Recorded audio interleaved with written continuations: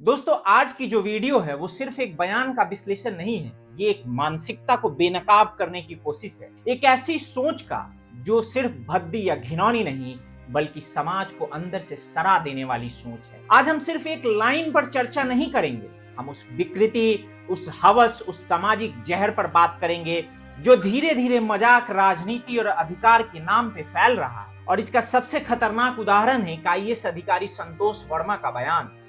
जब तक कि मेरे बेटे को कोई ब्राह्मण अपनी बेटी दान नहीं करते। और इसके बारे में मैं आपको बताऊंगा कि कैसे इसने एक क्रीपी, फिल्थी और घृणित मानसिकता को दर्शाने वाला बयान दिया है। दुख की बात यह है कि ये सोच किसी व्यक्ति की नहीं बल्कि कुछ खास विचारधारा और समूह में आज एक प्रवृत्ति बन चुकी है। ये कोई आइसोलेटेड इंसिडेंट नहीं है, ये एक ऐसी मानसिकता और बीमारी को झलकाने वाली सोच है या उसकी एक छोटी सी झलक है जिसे आज हम आए दिन देख रहे हैं। और ये होते हुए हम अपने समाज में, अपने आसपास में देख रहे हैं। आज हम उसी मानसिकता का ऑपरेशन करने वाले हैं ताकि शायद इस सोच को बढ़ावा देने वाले कुछ लोगों को सद्बुद्धि मिले। सबसे पहले आप ये बयान सुनिए, एक ऐसा बयान जो किसी अनपढ़ या सड़क छाप आदमी का नहीं बल्कि एक आईएएस अधिकारी संतोष वर्मा का है।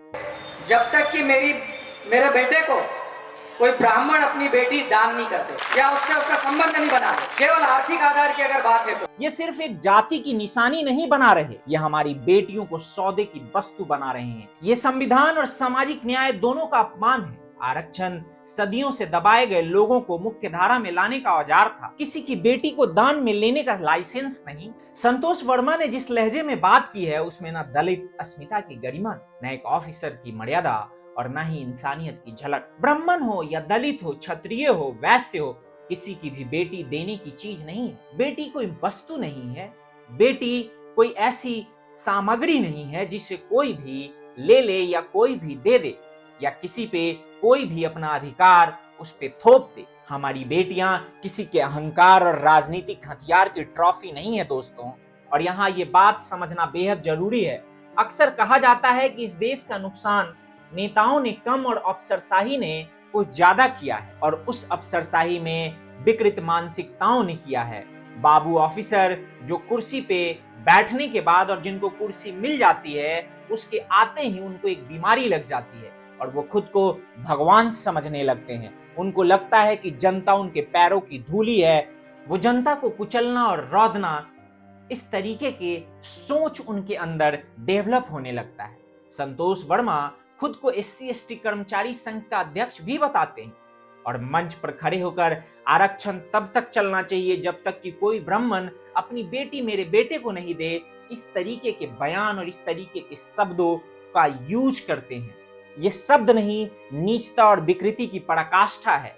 ऐसे लोग आईएएस ऑफिसर बन के बैठे हैं। आप सोचिए कि क्या होगा उस समाज का जिस समाज में समाज के रक्षक, समाज को दिशा निर्देशित करने वाले लोग इतने घटिया और नीचता भरे बयान देंगे और उनके बयान से उनकी घटिया और नीच सोच झलकेगी। ये कथन सिर्फ जातिवादी नहीं है बल्कि महिलाओं को वस्तु मानने का एक मानसिकता है और उसी मानसिकता को उजागर करता है।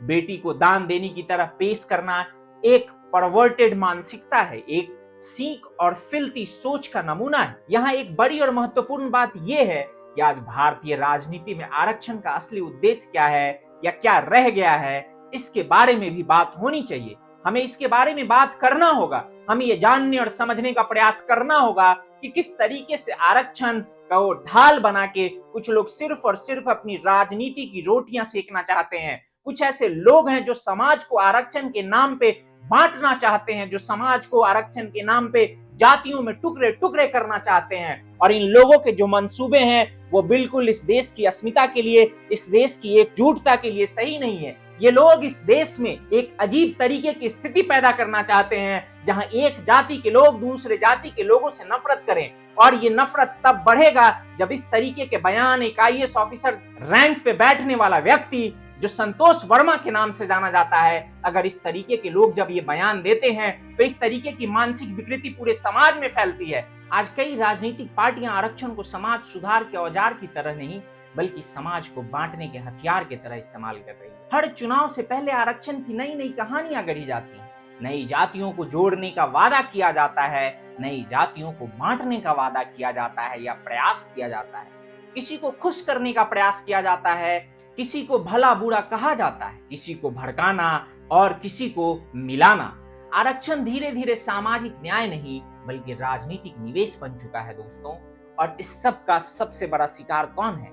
सबसे बड़ा शिकार है हिंदू समाज, सनातन धर्म, ये देश। क्योंकि आरक्षण के नाम पर सबसे ज्यादा बांटा गया है हिंदुओं को। दलित बनाम स्वर्ण, ओबीसी बनाम स्वर्ण, एससी बनाम ब्राह्मण, एससी बनाम एससी, ओबीसी बनाम ब्राह्मण, ओबीसी बनाम ठाकुर। जातियां इतनी कर दी गई हैं कि भारतीयता जैसे कहीं लुप्त हो गई है। आज कुछ कथित सामाजिक योद्धा और कुछ राजनीतिक दल जानबूझकर हिंदू समाज को एक दूसरे के खिलाफ भड़का रहे हैं। कहीं दलित के नाम पर नफरत, कहीं स्वर्णों के नाम पर शर्मिंदगी, कहीं ओबीसी बनाम फॉरवर्ड का एक पूरा खेल चल रहा है। और ये खेल सिर्फ एक हिंदू को हिंदू के खिलाफ खड़ा करने का है, ताकि उन लोगों की राजनीतिक जो मंशा है, उनकी जो राजनीतिक उद्देश्य है, वो पूरा हो सके। और फिर इसी माहौल में संतोष वर्मा जैसे लोग उभर के आते हैं, जो अपनी घटिया मानसिकता को दर्शाते हैं, जो एक मंच पे खड़े होकर कहते हैं कि आरक्षण ब्राह्मण की बेटी दान होने पर खत्म होगा।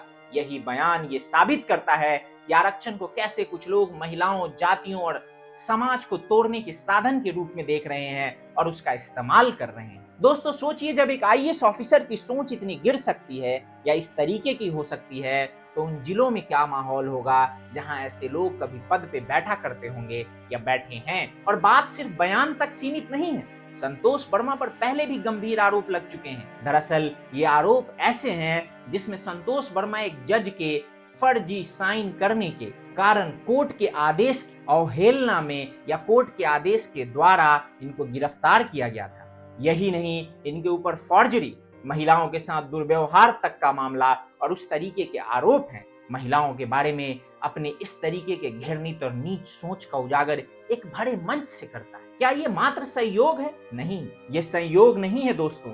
दरअसल ये प्रयोग है कि किस तरीके से इस तरीके की भाषा का प्रयोग करके समाज में किसी खास जाति की बेटियों को इतना नॉर्मलाइज कर दिया जाए, उनके बारे में कुछ भी बोलना, कि कोई भी ऐरा गैरा नत्थु खैरा मंच से खड़ा होके उनके बारे में कुछ भी बोल के आसानी से बच के निकल जाए। आज जब भारत जातिगत असमानता को खत्म करने की कोशिश कर रहा है और सनातन समाज इन विभाजनों से उभरने की कोशिश कर रहा है, जो विभाजन 1200 साल के गुलामी के वजह से हमारे देश में, हमारे समाज पे थोपा गया, या कुछ इस तरीके की इसकी संरचना बनी जिससे कि ये सब कुछ इस माहौल या इस मुहाने पे आके खड़ा हो गया है, तब ऐसे बयान बेहद खतरनाक हैं।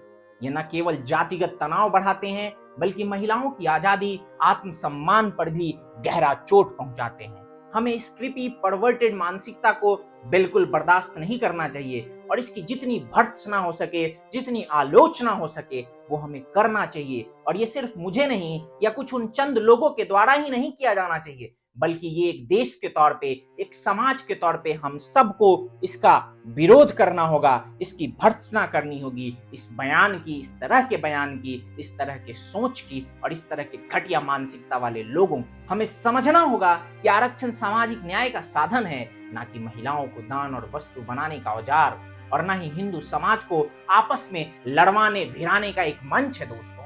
और अंत में दोस्तों, मैं आप सबसे बस इतना ही कहना चाहूंगा कि दलित उत्पीड़न के खिलाफ लड़ाई लड़नी है तो सम्मान से लड़ो, और सबको लड़ना चाहिए। न सिर्फ दलित बल्कि हर उस उत्पीड़न के खिलाफ हम सबका ये कर्तव्य बनता है कि हम अपनी आवाज बुलंद करें, उसके बारे में बात करें और लड़ाई लड़ें।